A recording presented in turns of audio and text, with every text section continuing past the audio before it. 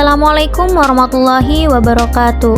Halo teman-teman, di sini kami akan menjelaskan tentang hasil analisis perusahaan dengan metode analisis DCF pada sektor agrikultur untuk memenuhi salah satu tugas mata kuliah Bank Sentral.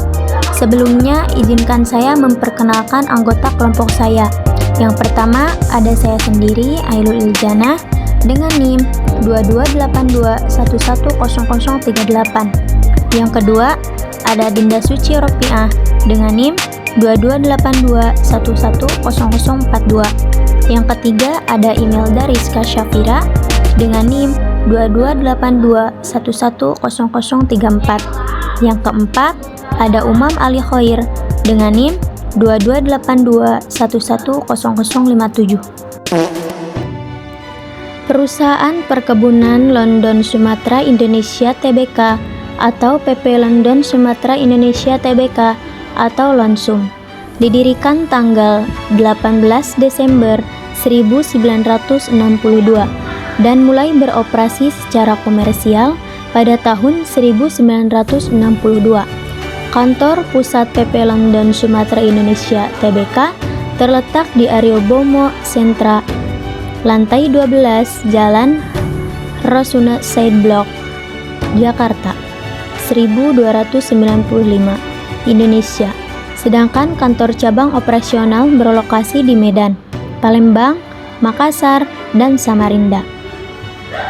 Pemegang saham yang memiliki 5% atau lebih saham PP London Sumatera Indonesia Tbk 28 Februari 2022 yaitu Salim Ipomas Pratama Tbk atau SIM dengan persentase kepemilikan sebesar 59,48%.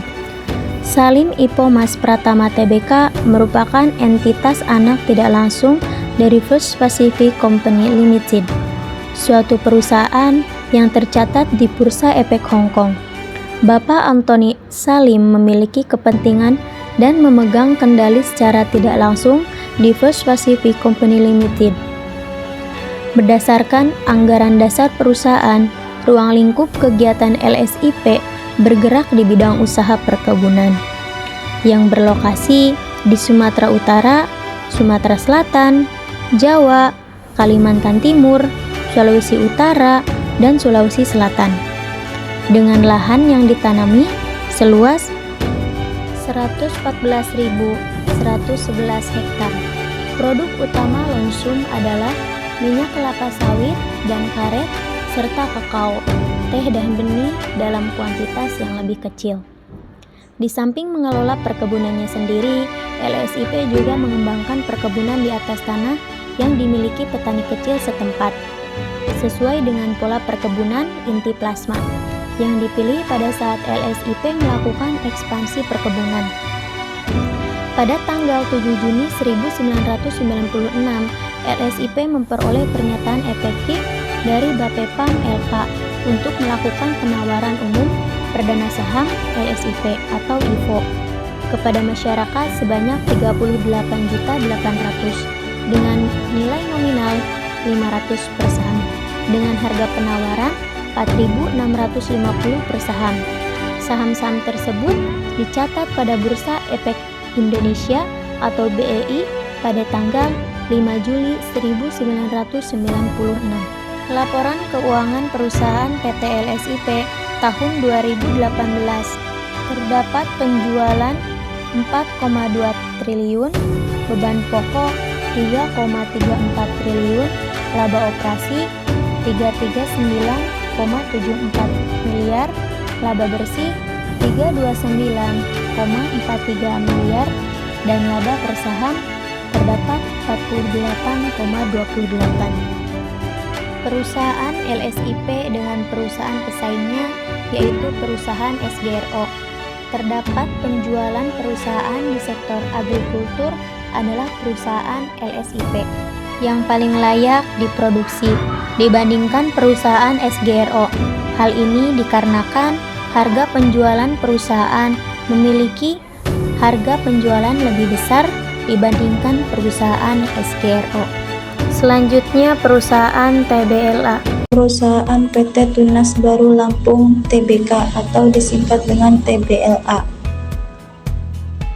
PT Tunas Baru Lampung Tbk atau TBLA didirikan pada tanggal 22 Desember 1973. Perusahaan bergerak dalam bidang produksi minyak goreng, sawit, gula, minyak sawit, dan sabun, serta bidang perkebunan, kelapa sawit, nanas, dan tebu.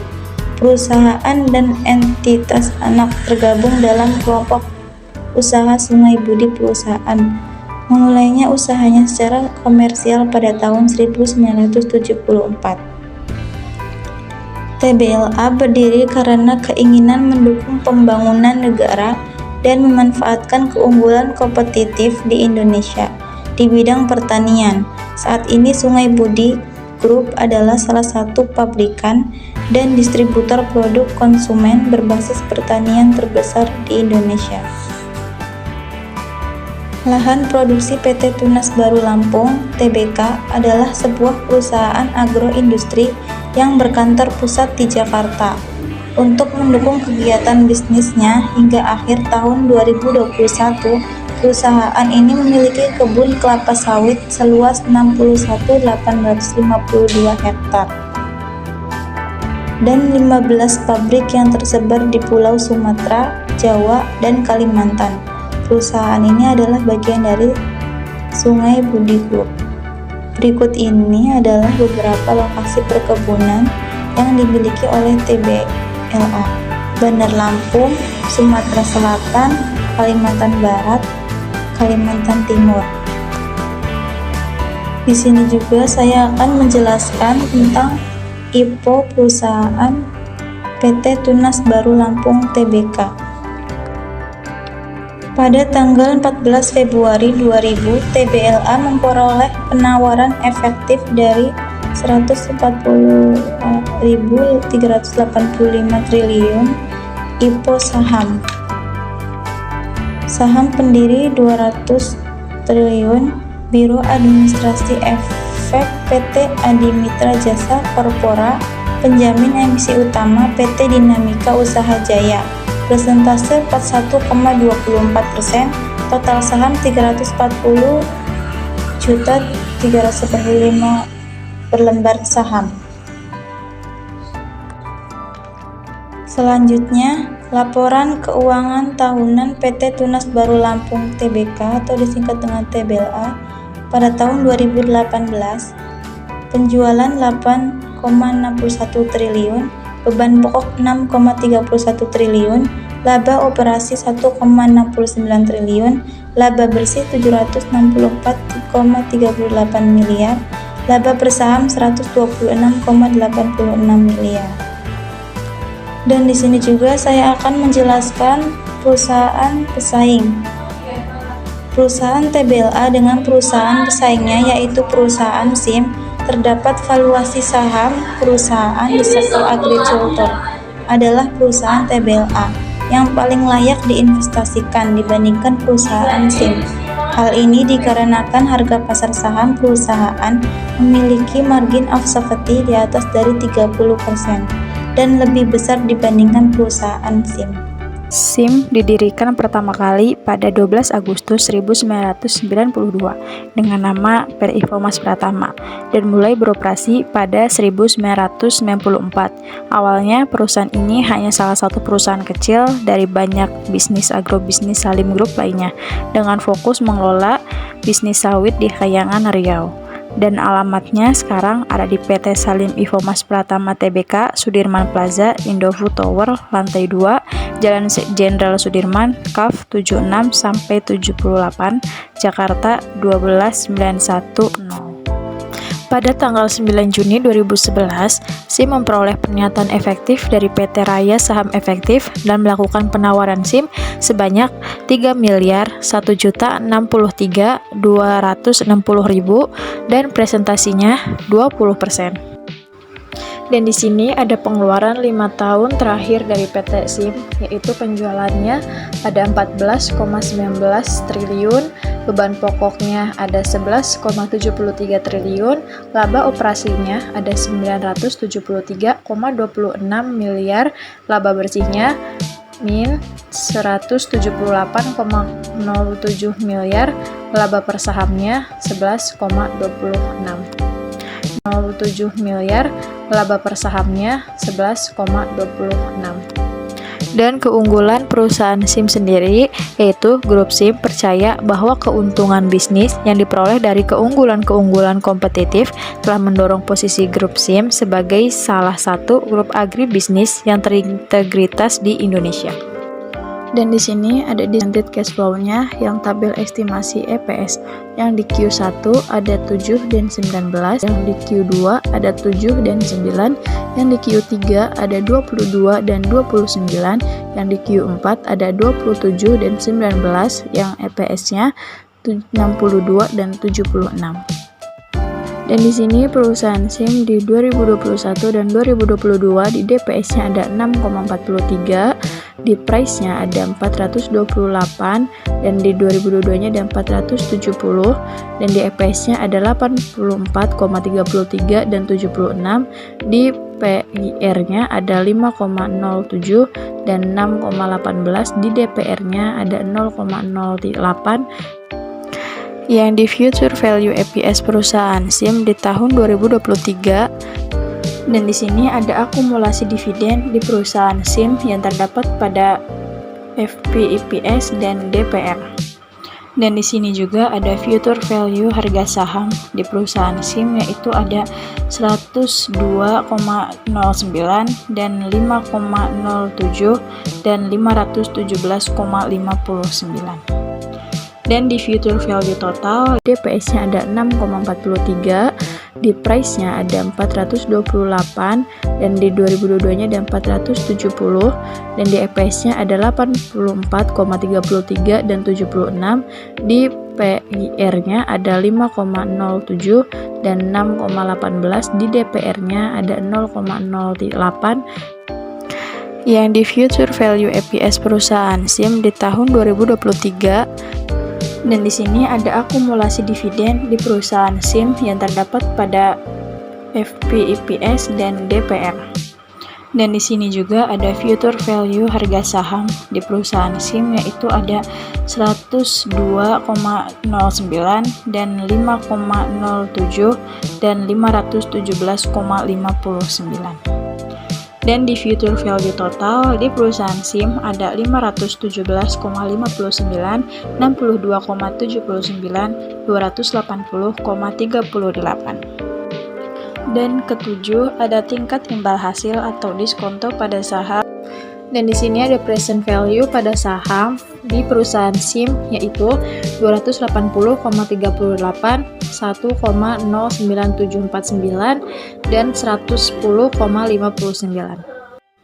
Dan yang terakhir ada margin of safety yang di perusahaan SIM yaitu 110,59 dikurangi 398 dibagi 110,59 dikali 100 yang hasilnya min 259,88%. Perusahaan SGRO didirikan 07 Juni 1993 dengan nama PT Selapan Jaya dan mulai beroperasi secara komersial pada bulan November 1998. Kantor pusat Sampurna Agro Tbk berlokasi di Jalan Basuki Rahmat nomor 788 Palembang 30127 Sumatera Selatan, dan kantor korespondensi beralamat di Sampurna Strategic Square Menara Utara LT 28 Jalan Jenderal Sudirman Kap 45 Jakarta 12930 Indonesia. Pemegang saham yang memiliki 5% atau lebih saham Sampurna Agro Tbk 31 Mei sampai dengan 2022 yaitu Sampurna Agri Resource Pte Ltd dengan persentase kepemilikan sebesar 69,68%. Sampurna Agri Resource Pte Ltd dan Granomines Limited masing-masing merupakan entitas induk Sampurna Agro Tbk dan entitas induk terakhir Sampurna Agro Tbk. Pada tanggal 0 Juni 2007, SGRO memperoleh pernyataan efektif dari Bapepam LK untuk melakukan penawaran umum perdana saham SGRO atau IPO kepada masyarakat sebanyak 461.350.000 dengan nilai nominal Rp200 per saham dengan harga penawaran Rp2.340 per saham. Saham-saham tersebut dicatatkan pada Bursa Efek Indonesia atau BEI pada tanggal 18 Juni 2007. Adapun data-data keuangan PT SGRO di 5 tahun terakhir sebagai berikut. Yang pertama, penjualan 3,21 triliun dengan persenan 11,32% dan beban pokok 2,52 triliun dengan persenan 5,20%. Laba operasi 351,09 miliar dengan persenan 46,12% dan laba bersih 63,61 miliar dengan persenan 79,01%. Laba per saham 34,98 dengan persenan 79,01%. Adapun pesaing dari PT SGRO dilansir dari website ekonomi Okjon bahwa dijelaskan tidak ada pesaing melainkan Sampurna Agro bantah jadi pesaing Bakri Sumatera. Penjelasan selanjutnya tentang diskon cash flow PT SGRO sebagai berikut. Yang pertama, tabel estimasi EPS SGRO tahun 2021 dan 2022. Tahun 2021 yaitu 1119465151424 dan tahun 2022 136 160 147 134 dan 577. Pada tabel selanjutnya SGRO DVR pada tahun 2022 tidak ada. Selanjutnya akumulasi dividen pada perusahaan SGRO. Pada tahun 2023 FV dividen yaitu 2,37 dan pada tahun 2032 yaitu 3. Future value EPS pada perusahaan SGRO pada tahun 2023 FV EPS yaitu 594,31 dan pada tahun 2032 yaitu 775,39.